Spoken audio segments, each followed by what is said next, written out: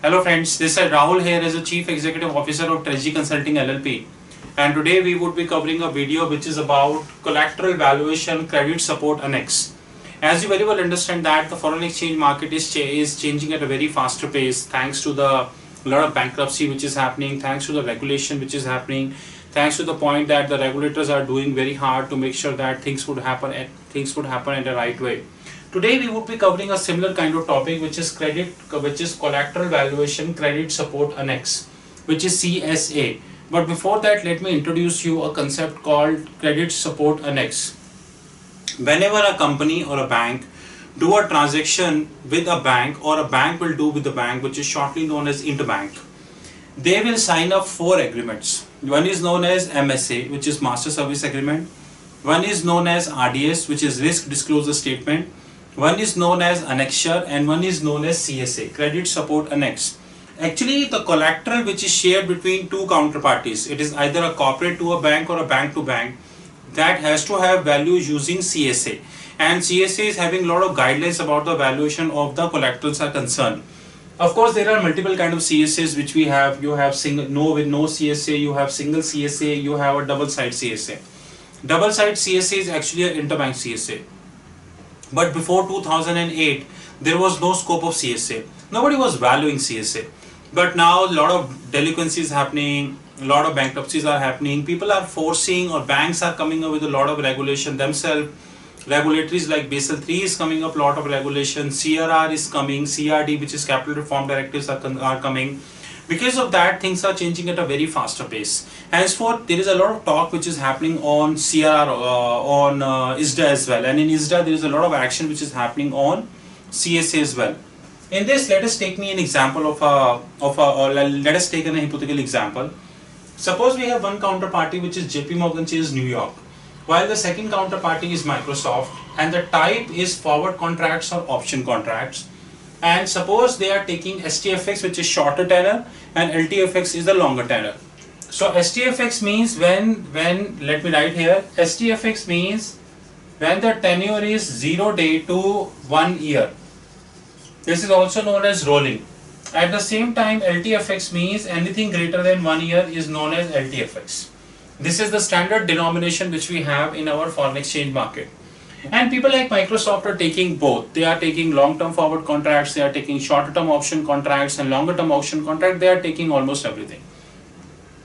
Now here is Microsoft.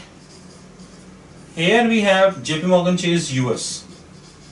Please remember, we are talking about Microsoft US and we are comparing this with JP Morgan Chase US, right? Now Microsoft would have 3 ways through which they can settle the deal.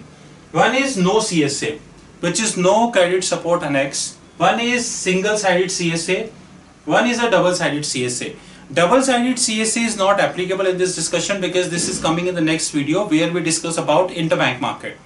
It is not applicable here. Now what will happen is that, of course, both are divided into 2 parts, single-way collateral and double-way collateral, which is further divided actually into 2 parts, which we would be covering in the next video, which is known as initial margins, and one is known as threshold limits. Now what did happen that in India, if we would have taken an example, the same example wherein we would have covered Microsoft India and we would have covered with this, which is JP Morgan Chase India, then the issue would be little different. Here you do not need any ISDA for 1 year. So if you are taking any kind of derivative contract, either it is an option or anything except cost reduction structure, which is CRS, there is no ISDA which is required between both the parties if it is for 1 year. However, since we are talking about US, they are a little bit stringent and they have a good regulatory compared to India. So there is a need for ISDA even if you are doing, and especially in the non-deliverable market, the ISDA is very much required even if you are doing for 1 day. Now in this, we are covering both, whether it is a deliverable contract or it is a non-deliverable contract. In both the cases, we need ISDA, Master Service Agreement, Annexure, RDS, Risk Disclosure Statement, and CSA, Credit Support Annex. In case of no CSA, Microsoft US will not sign any CSA with JP Morgan Chase. In India, almost every IT company, you name it, Cognizant, except Cognizant, you name it, Sapient, Accenture, Genpact, WNS, SCL, Wipro, TCS, Infi, and which is the company which is bought, I'm forgetting the name, the company which is bought, Mahindra, and lot of companies. They have not signed any CSA with the banks. Henceforth, 99.99% people are in no CSA. No CSA means no collateral.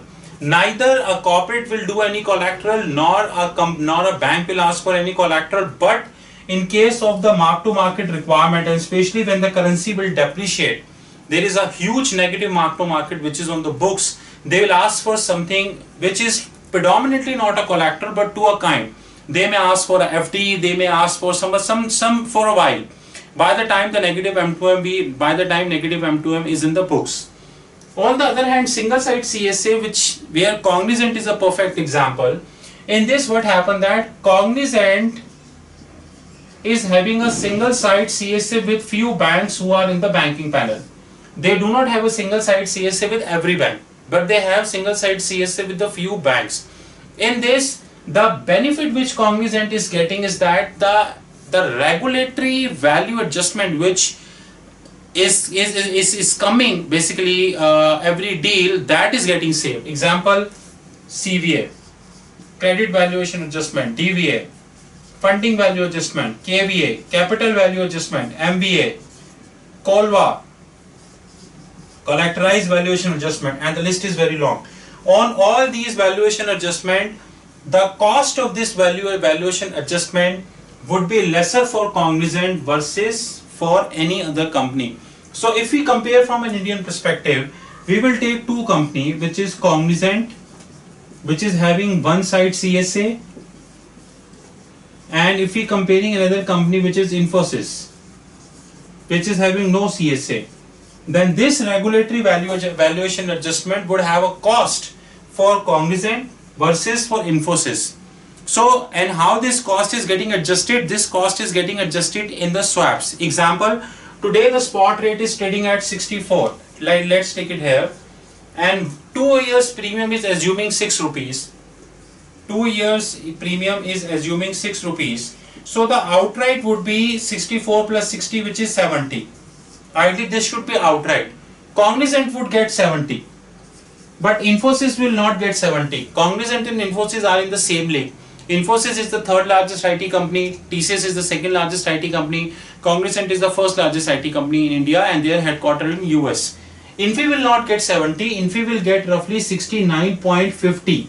And Infi will keep confusing himself why they are getting that rate, although they are in the same league. And of course, it's the third largest IT company with roughly $11 billion of top line, which is not a small top line.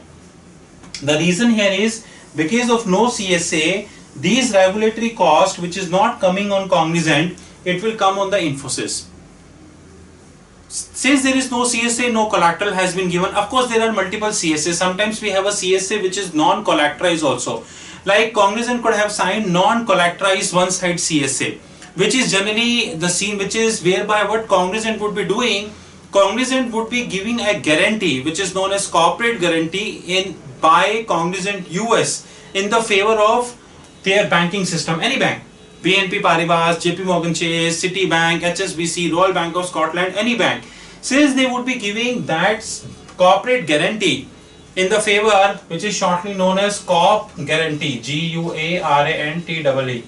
Since they would be giving corporate guarantee in the favor of a bank, in that sense what it would happen, that this corporate guarantee won't save from this cost. It is only a security. It is only a security that, by the time you have that security, Cognizant would continue to deal, because if Cognizant India defaults, Cognizant US will pay up that money. It's a kind of security. There is nothing else that. So it is always advisable that for all the big corporates, especially Cognizant, TCS, Infosys, SCL, Satyam, Wipro, Patni, Tech Mahindra, your WNS, Genpact, Accenture, Sapient, Microsoft, Google, to have single-sided CSA in place. And of course Reliance and Tata Steel, Tata Motors, they are on the importer side, while the name which I mentioned, they are on the exporter side. They should ideally go with the single-side CSA.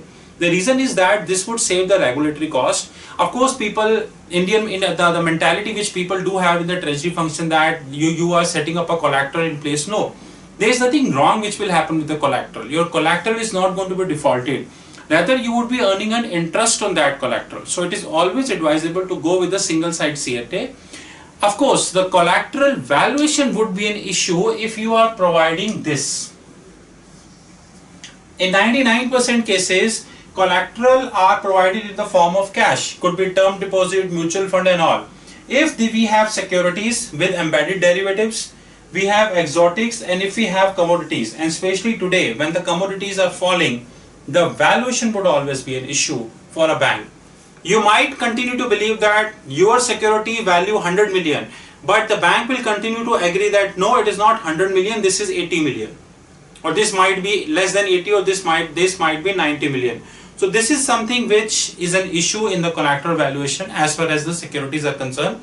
It is always advisable that collateral should be of mix. We should have cash, security, exotics and commodity as both as a collateral.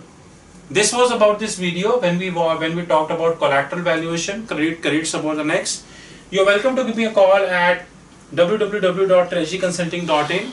My mobile is 98999242. My Skype ID is Rahul5327. My email is rahul.magan@treasuryconsulting.in. Thank you and have a wonderful time ahead.